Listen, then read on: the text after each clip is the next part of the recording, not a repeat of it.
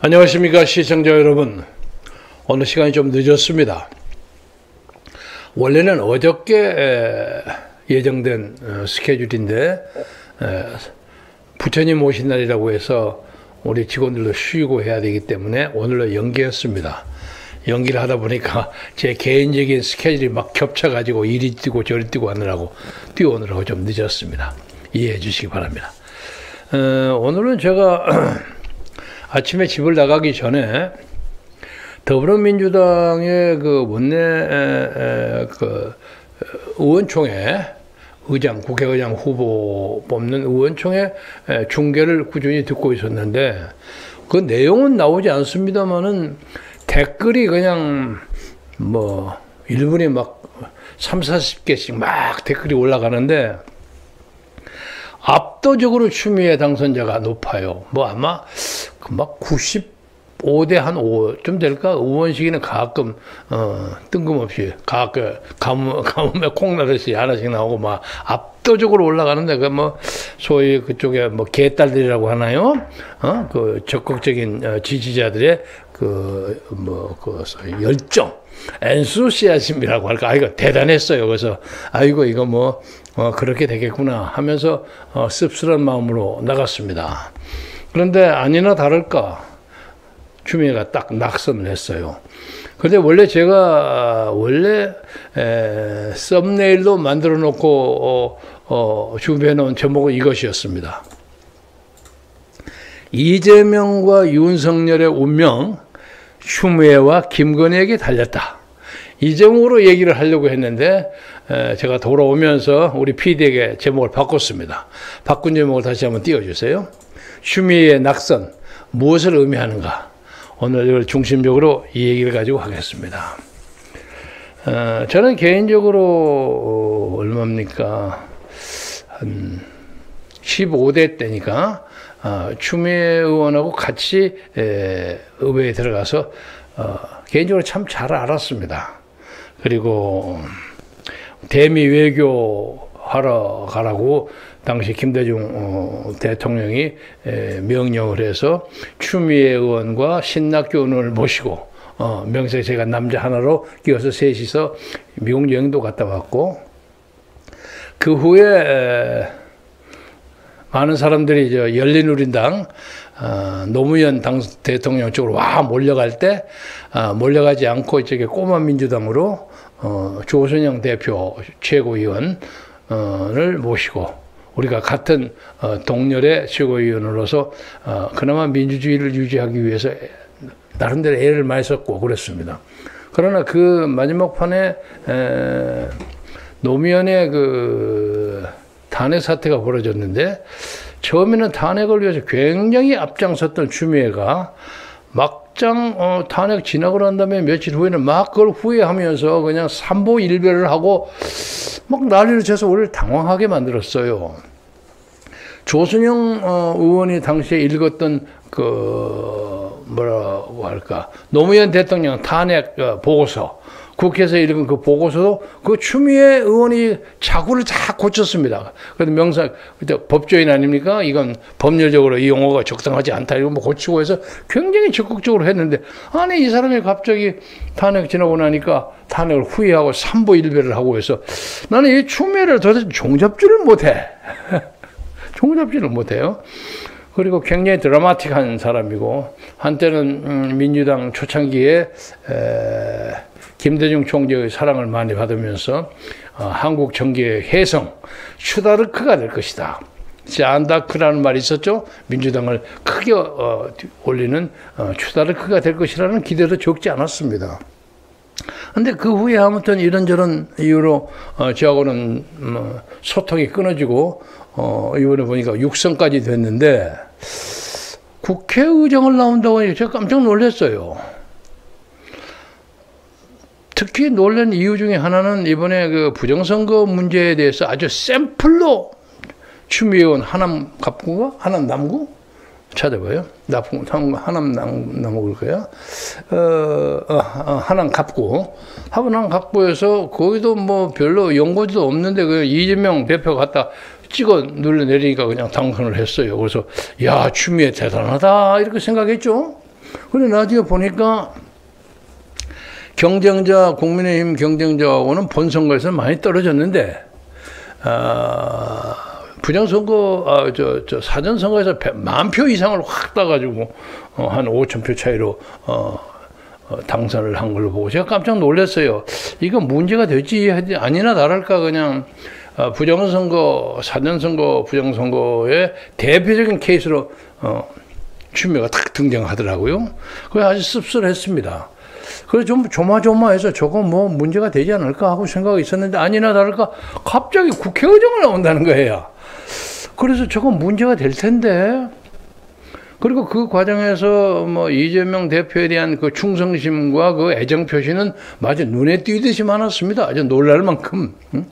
이번에 특히 올드보이, 올드걸 이런 사람 중에서 공천을 확보하기 위해서 애를 많이 쓴 사람, 대표적으로 추미애 당선자, 박지원 당선자, 뭐 이런 사람들이죠. 이연주 이런 사람들이 아주 뭐 굉장했어요. 우리가 보기에는 얼굴이 뜨거울 정도로 열심히 이재명에게 아첨을 명비요청가를 부르더라고요. 그래서 뭐 제가 정치적인 목표를 위해서는 그러거니 하면서도 좀 지나치다. 그런데 갑자기 이렇게 부정선거 시비가 크게 클로즈업 되어 있는 추미애 씨가 국회의장까지 나온다? 야, 이거 큰 사건이 벌어지는 거 아니냐. 일단 추미애가 당선되면 한국 헌정사상 최초의 여성 국회의장입니다. 굉장한 사건이죠. 역사에 남을 사람이에요. 그런데 만약에 그래가지고 나중에 부정선거 문제 때문에 그 자리를 물러나오게 된다면 그것도 그 치욕을 어떻게 감수합니까? 그래서 개인적으로 제가 알던 사람으로서 참 추미애 의원이 비극의 어떤 그 주인공이 되는 거 아니냐 그런 느낌을 가지고 좀 씁쓸했습니다. 그러나 뭐 자기가 하는 거니까 자기 운명을 자기가 선택하는 거니까 오늘 아침에도 제가 뭐 할 일 없이 민주당, 더불어민주당 의총에서 뽑는 것을 그 더불어민주당 그 유튜브에 가서 꾸준히 들었어요. 듣고 있는데 그 다음에는 뭐 원총회 합니다 하고 딱 클로즈하고 그 다음에 댓글만 막 수천 개가 막 올라가더라고요. 근데 보니까 뭐 압도적이에요. 그래서 아이고 추미애가 어차피 국회의장이 되는구나. 남이 뭐 의장되는 거 배 아파해야 할 이유가 하나도 없지만 혹시 그 비극을 내가 어떻게 본다? 그러고 났는데 나중에 시중에 나가서 업무를 하는데 우리 비서가 추미애 안 됐습니다 한단 말이야. 그래서 내가 깜짝 놀랐어요. 그러면 그렇지. 그래서 우선은 그건 인간 추미애에게는 다행입니다. 그렇게 봐야 합니다. 또 하나는 이재명 대표에게도 뭐 나 그 사람 정치적 이익 봐줘야 할 입장은 아니지만 다행입니다. 만약에 사법 리스크에 빠져있는 이재명 당대표 그리고 그 당 출신인 추미애 국회의장이 부정선거 문제로 다 문제가 돼버리면 민주당은 더불어민주당은 그냥 망하는 거죠 공개적으로. 그래서 내가 그 사람 지지하는 건 아니지만 다행이다 그런 느낌을 가졌습니다. 그래서 이번에 추미애의 낙선이라는 것은 뭐 자세히는 안 나왔습니다만은 당선인 총회에서 예상을 깨고 재석 169명 중에서 최적 과반수 이상을 땄다. 그래서 이게 1차에 했는지 2차에 했는지 그 아직 모르겠습니다.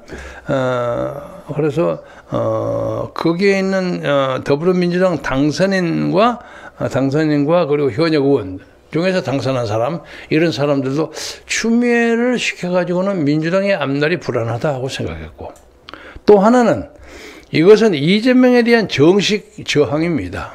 그렇잖아요.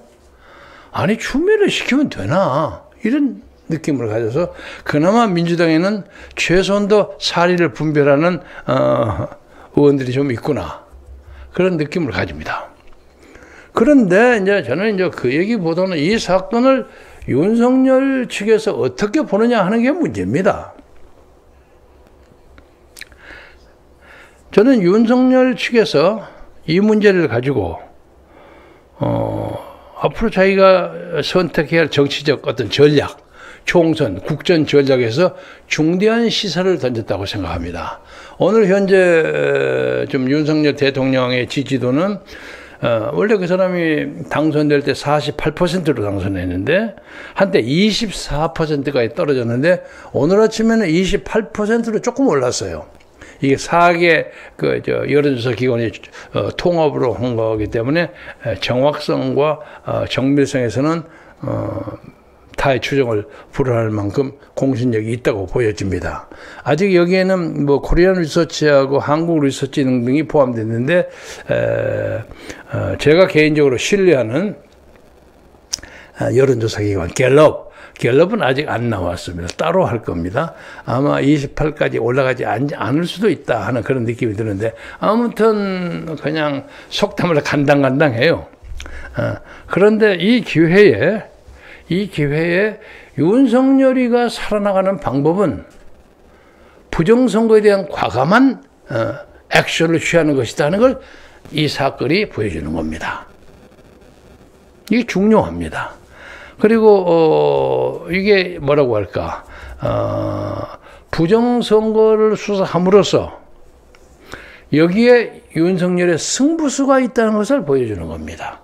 왜냐하면 부정을 지금 감추고 있는 거, 그것이 더불어민주당의 당선자와 현역 의원들에게도 불안의 요소예요. 이것을 윤석열은 느끼지 못하고 있는 거야. 다만 그냥 이재명이가 워낙 위세 좋게 그냥 여의도 대통령 행세를 하고 있기 때문에 지금 쫄아졌어요. 그리고 그와 관련해서 김건희 특검을 좀 어떻게 막기 위해서 이번에 갑작스럽게 전격적으로 검찰 인사를 했는데 그 검찰 인사는 이원석 검찰총장에게 사전 협의가 충분하지 않았던 것으로 나타났습니다. 그것은 여러분이 잘 아시는 대로 이원석 총장의 7초 간의 침묵이라는 걸 나왔죠. 쏟아질 말이 있는데 말을 참았던 거예요. 인사는 인사고 수사는 수사다. 그리고 자기 임기가 아직도 한 3, 4개월 남은 것 같은데 그동안까지 검찰총장으로서의 임무를 다하겠다. 한때는 물러나라는 압력도 있었던 걸로 압니다. 못 가겠다. 못 물러나겠다. 그리고 이제 다시 들어온 뭐 새로운 중앙지검장이나 이런 사람들이 어떤 수사를 펼칠지를 모르겠으나 아마 이 윤석열 대통령이 오늘 아침에 보니까 검찰공화국이라는 비판을 받으면서까지도 검찰을 그냥 막강하게 온 그 권부 파워 자리에 다 집어넣는데도 불구하고 이제 검찰도 믿기가 어렵다. 그래서 그 검찰 중에서 자기가 확실하게 믿을 수 있는 아주 찐 윤, 를 핵심에 넣겠다 해서 이번 검사 인사를 바꾼 거예요. 그래서 이제 중앙지검장 밑에 1, 2, 3, 4차장이 있는데 1차장하고 4차장의 문제는 아직 그 인선이 안 나왔습니다. 그런데 뭐 그거 가지고 자기가 친한 자기가 믿는 검사들을 통해서 김건희 특검이나 이런 것을 좀 어떻게 막아볼까 하는 그런 발상은 아주 유치합니다. 제가 지나가기 전에 다시 얘기하자면 아니 김건희 특검이 뭐가 그렇게 큰 문제입니까? 정말 우리가 모르는 큰 사건이 하나 있습니까? 이 얘기야. 아니 그것이 문재인 정부도 수없이 한 1년 이상을 조사해갖고 크게 문제가 안 된 거 아닙니까? 해봤자 뭐가 큰 사건이 됩니까? 그리고 대통령 영부인 되기 전에 한참 전, 10수년 전에 벌어졌던 거예요. 더불어민주당이 그거 잡아갖고 무슨 뭐 지나간 도깨비 방망이 치듯이 꽝꽝 치고 있는 걸 왜 그렇게 발발 떠냐 이거야. 응? 근데 그 외에 그게 뭐가 있는가? 이런 의심을 가지게 만들어요. 최근에 누구예요? 김건희 여사의 모친 최은희 여사가 가석방으로 보석으로 나왔습니다. 1년 구속 징역형을 받아가지고 거의 한 10개월 가까이 하고 나온 걸로 압니다. 근데 그것은 간단한 사건처럼 보이지만은 대통령에 가까운 인척이라고 할지라도 법률상의 하자가 있고 문제가 있으면 감옥서를 가야 한다는 걸 보여주는 단적인 사건입니다. 그렇지 않습니까? 그러니까 떳떳하게 놀아라 이거야. 그래서 혹시 모르겠어요. 사람들이 흔히 지나가는 말로는 김건희 여사가 여보 나는 죽어도 저 특검이나 못 나가. 나는 절대 소환 못 당하겠어. 이렇게 그냥 막말을 해서 그걸 막기 위해서 최선을 다하는 거 아닌가? 그런 루머까지 돕니다. 그런데 김건희 여사가 왜 거기 나가서 못할 게 뭐 있어요? 엊그제 어딥니까? 국민의힘 당선자 중에 그 김민전 교수라고 있죠. 그 사람이 삼김 여사 동시에 다 하자. 김건희, 김혜경, 뭐 김정숙 다 하자. 이런 아이디어도 냈더라고. 하려면 다 같이 한번 해보세요. 그게 큰 문제가 됩니까 그렇게? 그래서 저는 뭐 윤석열에 대한 기대는 이제 저버렸다고 이미 선언했습니다만은 그래도 아직까지 현실적으로 형식적으로 대한민국 대통령이야. 근데 그 대통령이 그냥 압도적인 그 야당 공세에 밀려서 그 쩔쩔매고 그냥 방법을 그 바둑 올릴 때 어디 놀지도 모르고 쩔쩔매는 걸 보면 안타깝게 그지없어. 이번에 추미애의 낙선은 윤석열에게 상당히 많은 것을 시사합니다. 과감하게 나가서요. 왜 그걸 못해? 예? 과감하게 나가서요. 그리고 차라리 쩔쩔매가지고 구차한 임기를 채워서 그냥 뭐 월급 사장 비슷하게 그렇게 몇 년을 지내가지고 저 양평에 사는 문아무개처럼 그렇게 적당하게 살 것인가? 아니면 이 나라의 자유민주주의를 지키기 위해서 확실하게 할 건 하고 안 되면 탄핵을 당하더라도 나는 이런 얘기에다 탄핵을 하겠다. 그리고 떳떳하게 나갈 거 그런 걸 정해야지. 사나이 대장부가 그거 못합니까? 그래서 이 문제에 대해서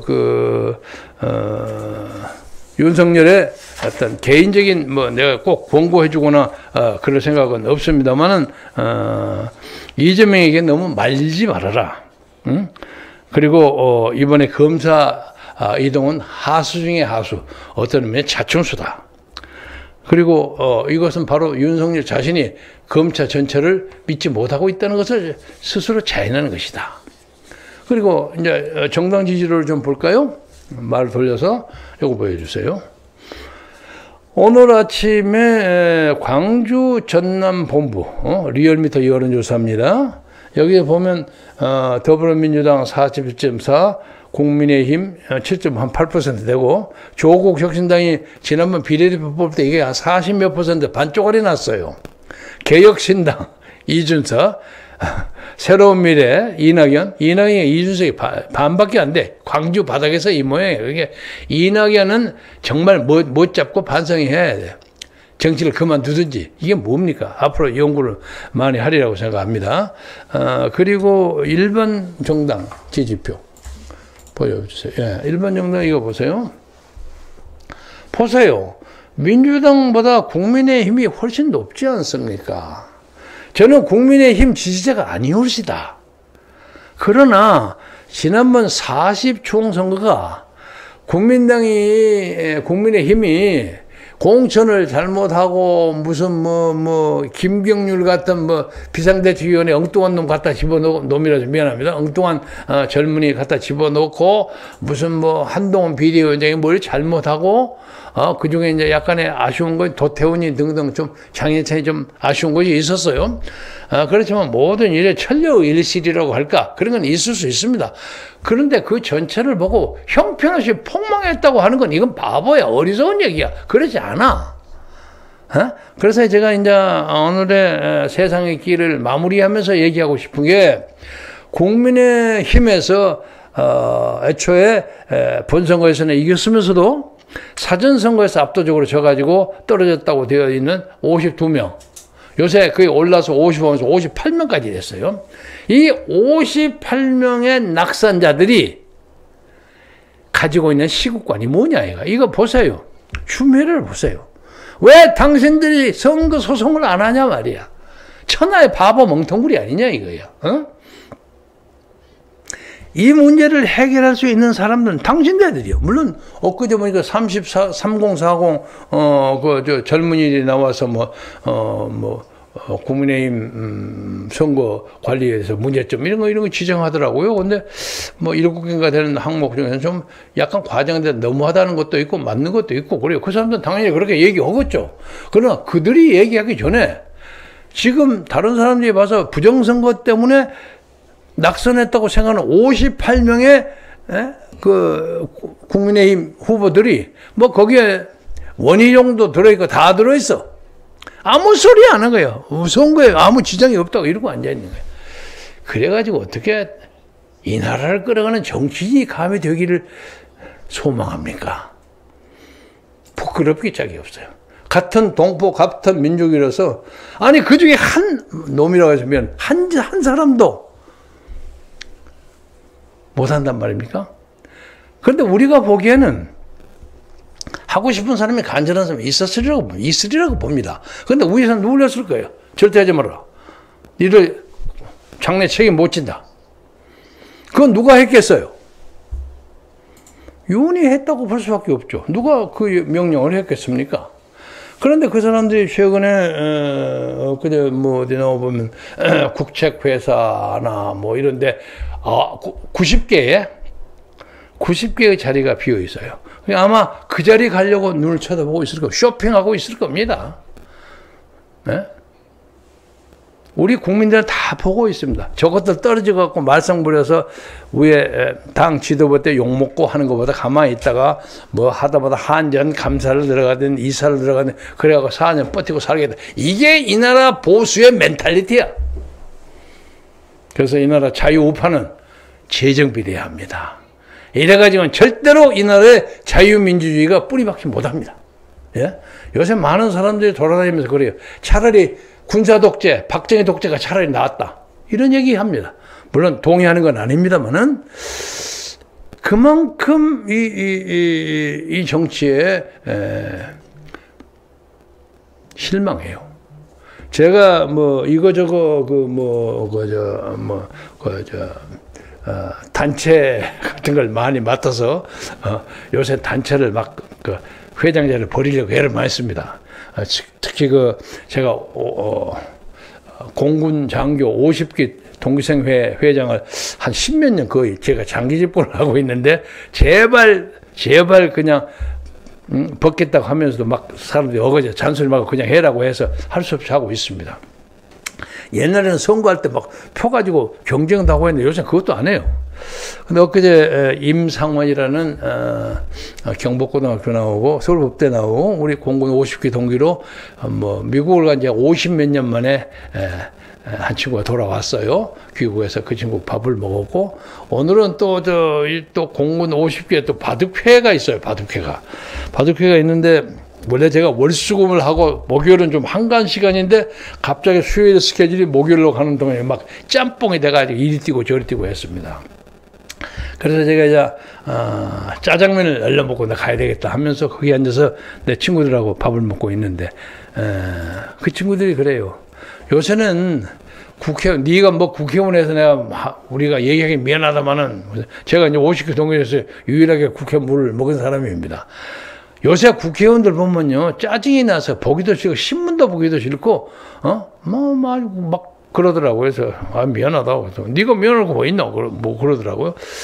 이만큼, 국민의 전략이라는 국회의원들이 여야를 막론하고 국민들에게 불신의 대상이 되어 있는 것은 맞는 것 같습니다. 그런데 이 책임은 여야에게 다 있어요. 다 있는데 뭐 야당 이재명 대표에 대해서는 이렇게 얘기 안 하겠습니다. 우리는 집권을 하고 있는 집권의 칼을 가지고 있는 사람에게만 얘기를 해야 돼. 이 정치를 책임지고 고쳐야 할 사람은 대통령에게 있어. 아니면 자기가 탄핵당해. 자기가 하야를 당할 수도 있어.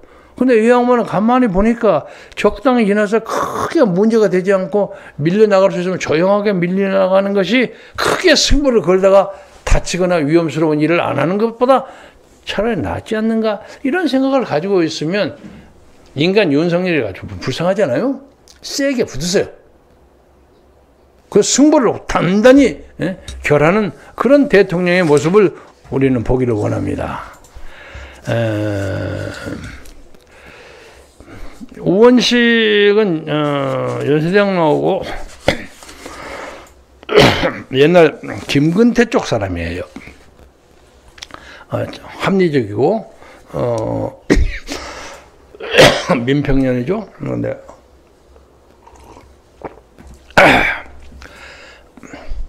추미애 당선자가 국회의장에는 중립이 없다 하고 그 건방진 소리를 한 것보다는 우원식이가 국회의장 된 것이 이 나라의 의정에 그나마 최소한도 채통을 지키기에 더 낫다. 그래서 더불어민주당은 오랜만에 좋은 의장 후보를 뽑았다 하고 생각합니다. 오늘은 여기까지만 하겠습니다. 여러분 감사합니다.